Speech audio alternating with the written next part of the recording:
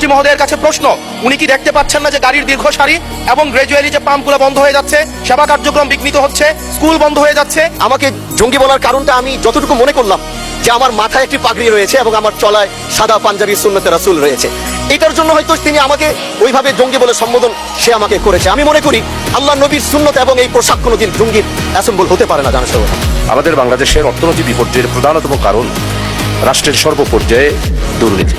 আজকে ডেইলি স্টারে খবর প্রকাশিত হয়েছে, এই সংসদে উপস্থিত আমি এবং আমার আরো দুজন নারী সহকর্মীর বিরুদ্ধে এই সংসদে উপস্থিত আরেকজন সংসদ সদস্য যে কদাকার কুৎসিত ভাষায় মানে ওয়াজ মাহফিল করেছে, যে কুৎসিত ভাষায় তারা বক্তব্য দিয়েছে।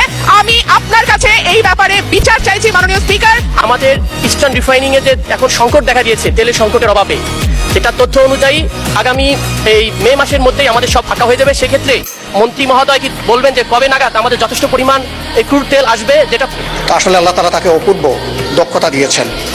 জাস্ট বোতলটা পরিবর্তন করে মেটেরিয়ালসটা ঠিক রেখে তিনি সত্যকে মিথ্যা হিসাবে এবং মিথ্যাকে সত্য হিসাবে চমৎকারভাবে পরিবেশন করতে পারেন। এই জন্য শুধু তাকে ধন্যবাদ জানানোর জন্য আমি এখানে দাঁড়িয়েছি মাননীয় স্পিকার। ধন্যবাদ, অসংখ্য ধন্যবাদ।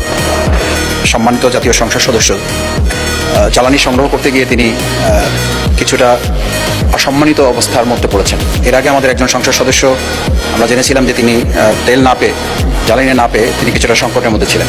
বিশেষ করে আমাদের সমাজে যেখানে মদ পান করা হয়, সেখানে ওই এলাকার মেয়েদের জীবন মদ্য ব্যক্তিদের দ্বারা ক্ষতিগ্রস্ত হয়, তারা ধর্ষণ হত্যার শিকার হয় এবং সেখানে একটা ভয়াবহ পরিস্থিতির সৃষ্টি হয়।